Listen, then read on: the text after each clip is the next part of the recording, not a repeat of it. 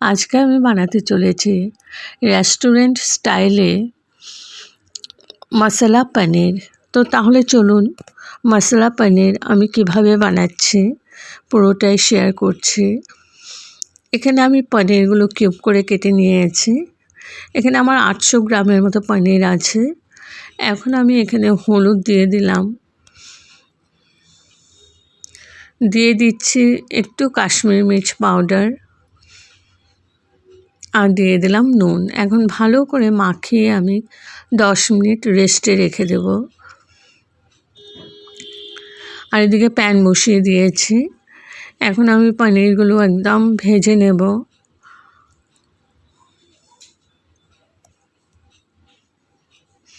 তো পনিরগুলো আমি ভেজে নিচ্ছি।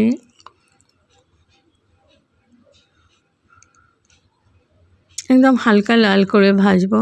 আর নিয়েছি আলু, পেঁয়াজ কুচি নিয়েছি, দই নিয়েছি, আর এখানে ফোড়নের জন্য আছে শুকনো লঙ্কা, গরম মশলা আছে, কসুরি মেথি নিয়েছি।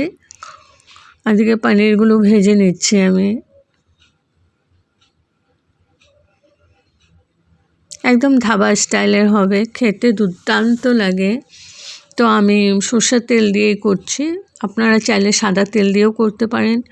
তো আমি ফোড়ন দিয়ে দিলাম একটা তেজপাতা, দিয়ে দিলাম একটা শুকনো লঙ্কা, দারচিনি স্টিক, 3-4টে ছোটো এলাচি ফাটিয়ে দিয়েছি, লং দিয়েছি, গোলমরিচ, আর দিয়েছি গোটা জিরে। তো প্রত্যেকটা আমি গোটা জিরেগুলো আমি ভালো করে কয়েক সেকেন্ড ভেজে নিচ্ছি। তো কয়েক সেকেন্ড ভেজে নিয়ে আমি দিয়ে দিলাম পেঁয়াজ কুচি। পেঁয়াজ কুচিটা একটু বেশি পরিমাণেই লাগবে। ভালো করে ভেজে নিচ্ছি পেঁয়াজটাকে।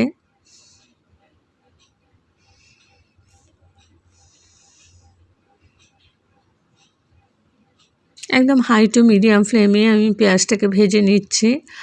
আর কন্টিনিউ নাড়তে হবে, নাহলে পুড়ে যাবে।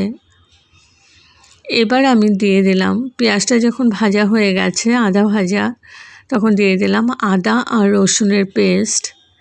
ভালো করে আবার নাড়াচাড়া করে আমি একটু রান্না করে নিচ্ছি, যাতে আদা রসুনের কাঁচা গন্ধটা না থাকে। দিয়ে দিলাম পরিমাণ মতো নুন, আবার একটু নাড়াচাড়া করে নিচ্ছি। সরি, ওটা নুন দেইনি, ওটা দিয়েছিলাম হিং। হিংটা আমার আগেই দেওয়া উচিত ছিল, আমি ভুলে গেছিলাম। একদম ছোট চামচের 1 চামচ হিং দিয়েছি। এবার আমি ভালো করে ভেজে আমি দিয়ে দিলাম টমেটো পেস্ট। এখানে আমার 3টে টমেটো পেস্ট করে নিয়েছি। ভালো করে আবার কষিয়ে নিচ্ছি।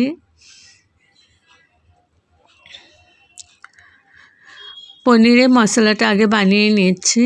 এবার আমি গুঁড়ো মশলা দিয়ে দিলাম। গুঁড়ো মশলার মধ্যে আছে হলুদ, কাশ্মীরি মির্চ পাউডার, জিরে পাউডার, ধনে পাউডার, পরিমাণ মতো নুন, আর দিয়ে দিলাম একটু চিনি।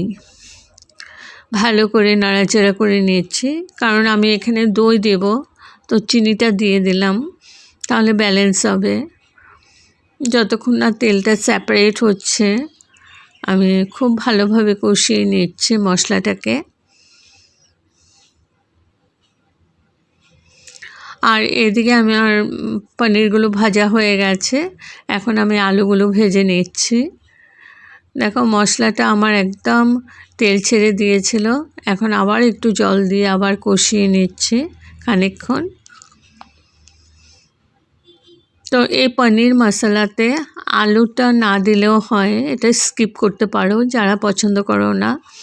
তো আমি আলু দিয়েই করছি। এদিকে পনিরগুলো ভাজা হয়ে গেছে, আর মশলাটাও আমার খুব ভালোভাবে কষানো হয়ে গেছে। এখন আমি এখানে আলুগুলো দিয়ে দিলাম। আলু দিয়ে আবার খানিকক্ষণ আমি কষিয়ে নেব, যাতে আলুটাও সেদ্ধ হয়ে যায়।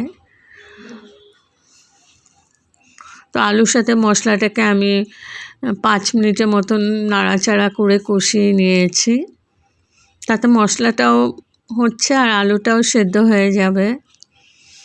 এবার আমি দিয়ে দিলাম ফেটিয়ে রাখা 2 চামচের মতো দই। এবার ভালো করে নাড়তে থাকতে হবে। একদম দইয়ের বাটিটা ধুয়ে একটু জল দিয়ে দিলাম, ঠান্ডা জল। এবার খুব ভালোভাবে নাড়াচাড়া করে নিতে হবে, কারণ ভালো করে না নাড়াচাড়া করলে একটা দইটা ফেটে যাবে।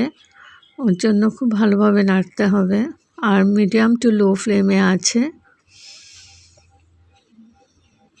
তো আমি খুব সুন্দরভাবে নাড়াচাড়া করে নিয়েছি। আমার পনির মশলাটা একদম রেডি হয়ে গেছে। এখন দিয়ে দিলাম উষ্ণ গরম জল। ভালো করে মিশিয়ে নিচ্ছি মশলার সাথে।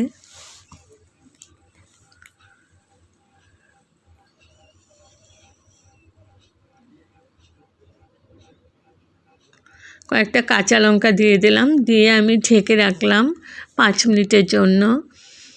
তো 5 মিনিট পর তুলে নিলাম। আমার গ্রেভিটা একদমই ফুটে উঠেছে। এখন আমি ভেজে রাখা পনিরগুলো দিয়ে দেব। আমার আলু সেদ্ধ হয়ে গেছে। একটু বাটার দিয়ে দিলাম। পনির দেওয়ার আগে আমি দিয়ে দিলাম একটু বাটার টুকরো। তোমরা বাটার যদি পছন্দ না করো তাহলে এখানে একটু ঘি দিয়ে দেবে। ভালো করে নাড়াচাড়া করে মিশিয়ে নিচ্ছি। এখন আবার খানিকক্ষণ ঢেকে রাখলাম, 3-4 মিনিট ঢেকে আমি কুক করে নিলাম।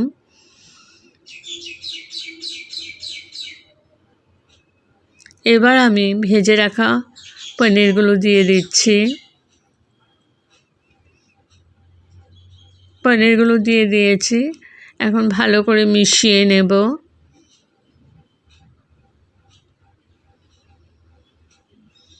তো খুব ভালো করে মিশিয়ে নিয়েছি।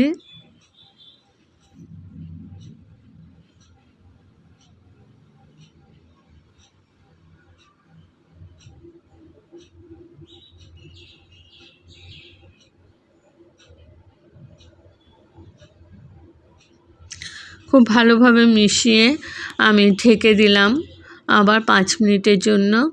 5 মিনিট পর তুলে নিলাম। আমার অলমোস্ট হয়ে গেছে। একটু নাড়াচাড়া করে নিচ্ছি।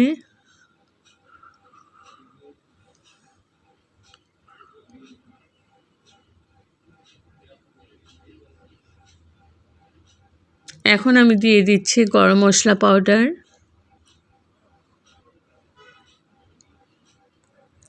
আর দিয়ে দেব কসুরি মেথি। কসুরি মেথিটা আমি আগেই হাতে ক্র্যাশ করে রেখেছিলাম। এবার ভালো করে নাড়াচাড়া করে মিশিয়ে নেব।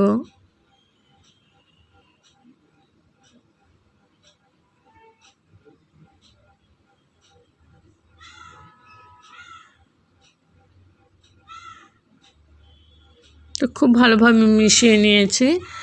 এখন আবার আমি ঢেকে 3-4 মিনিট ঢেকে রেখেছিলাম।